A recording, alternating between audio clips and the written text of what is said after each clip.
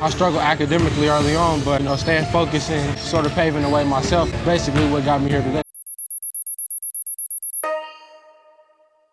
Jaden Amari Scrubb, born September 1st, 2000.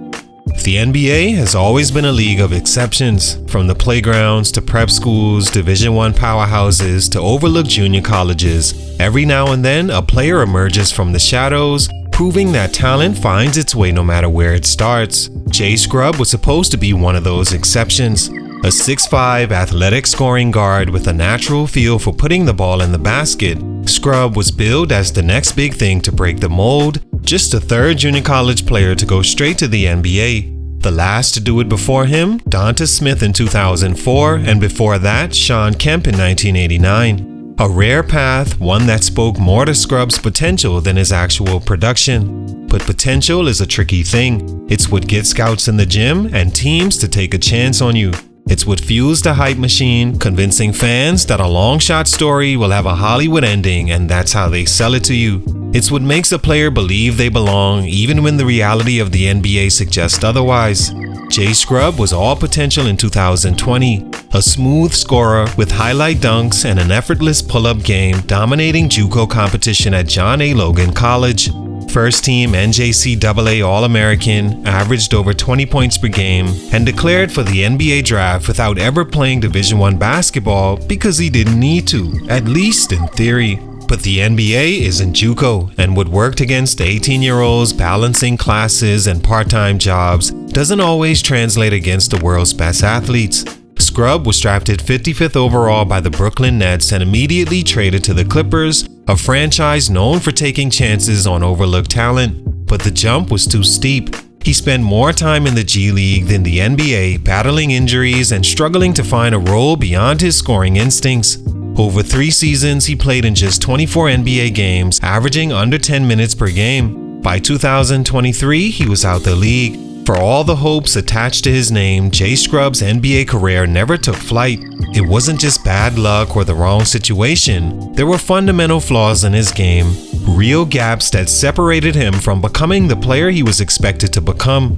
His story wasn't a failed experiment. It was just a reminder that talent is more than just about scoring in the open floor. It's a complete package, and Scrubb, for all his ability, was missing key pieces. What happened? Let's talk about it. It's your boy JC Stunted Growth. Let's get it. Take a minute to like, subscribe, and comment on who I should do next.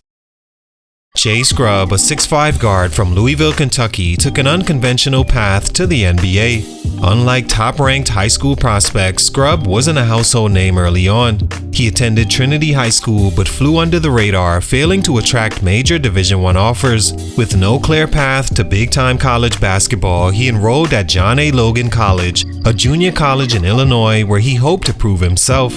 At JUCO, Scrubb wasted no time making an impact. As a freshman, he averaged 20.2 points, 8.9 rebounds, and 1.6 assists per game, showcasing his ability to score at will. His sophomore season was even more dominant, 21.9 points per game, earning him NJCAA National Player of the Year honors. With NBA scouts taking notice, Scrubb bypassed his commitment to Louisville and entered the 2020 NBA draft. The Clippers took a chance on him at pick 55, but JUCO success didn't guarantee NBA results. Stunt number 1, the JUCO to NBA jump was too steep. Jay Scrubb's rise from junior college to the NBA was a rare and celebrated story, but the reality was much harsher. The leap was simply too big. History shows that skipping Division I basketball and going straight to the NBA is a massive challenge. Only 2 other JUCO players had successfully made that jump in modern times, Shawn Kemp in 1989 and Donta Smith in 2004. But Kemp was a generational talent, and Smith had a brief, forgettable stint before heading overseas. Scrubb landed somewhere in between, good enough to catch the NBA's attention, but not skilled enough to stick. Junior college competition is worlds apart from the NBA. At John A. Logan College, Scrubb was physically dominant against undersized and unpolished opponents, but in the NBA, everyone's elite. The game moves faster, defenders are stronger, and skill gaps are exposed.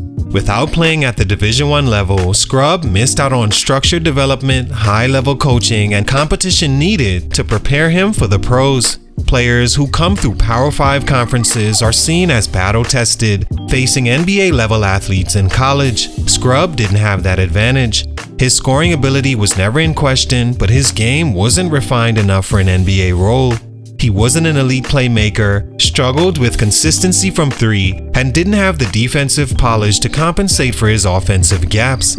In JUCO, his raw athleticism and ability to create his own shot made him look dominant, but at the NBA level, where defenders are just as athletic and more disciplined, his scoring instincts weren't enough to earn regular minutes. Scrubb's JUCO dominance made him a great underdog story, but the NBA doesn't care about stories, it's about results. And without the right foundation, he was already at a disadvantage before stepping on an NBA court.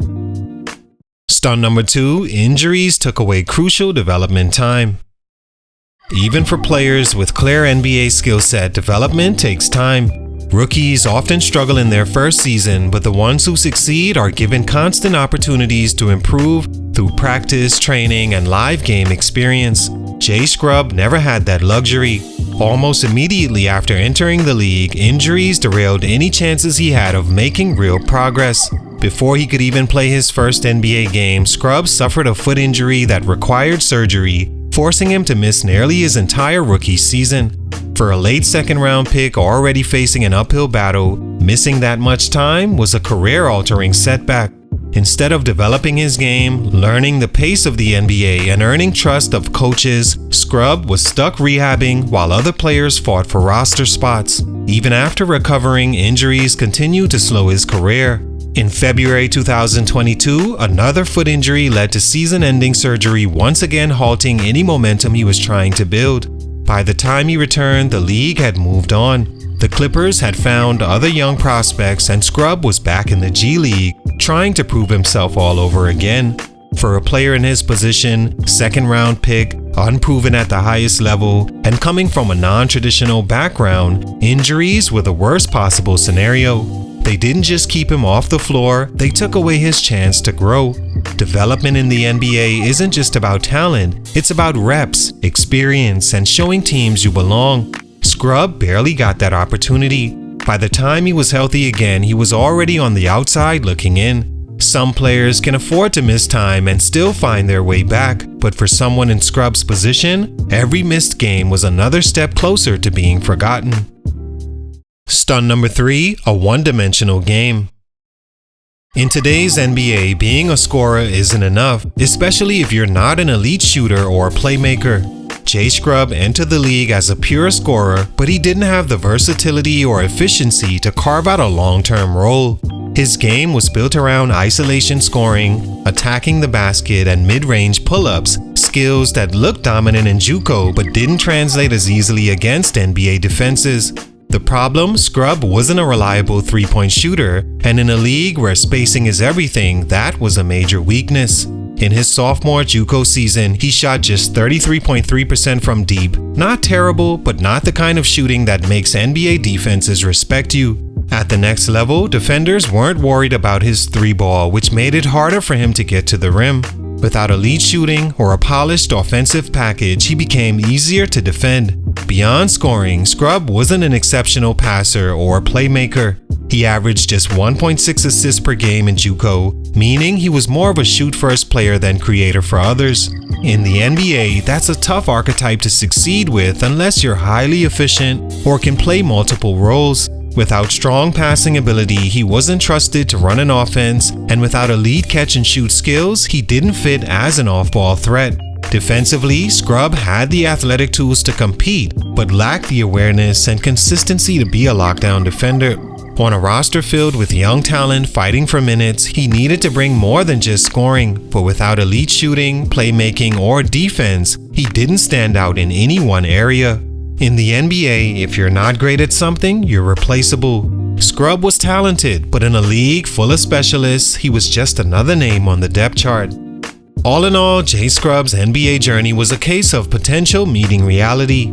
His rare path from JUCO to the league was inspiring, but the challenges he faced were too steep. Without Division I experience, he lacked the refinement to thrive. Injuries stole critical development time, and his one-dimensional scoring didn't translate in a league that demands versatility. After the Clippers, Scrubb bounced between G League teams, briefly signing with Orlando before landing a two-way deal with Boston in 2023. Just as he was fighting for another shot, a torn ACL ended his season, putting his future in doubt. Whether he returns or not, his story is a reminder. Making the NBA is tough, but staying there is even tougher. Salute, much respect, but for these reasons, his growth was stunted. It's your boy JC Stunted Growth, and I'm out.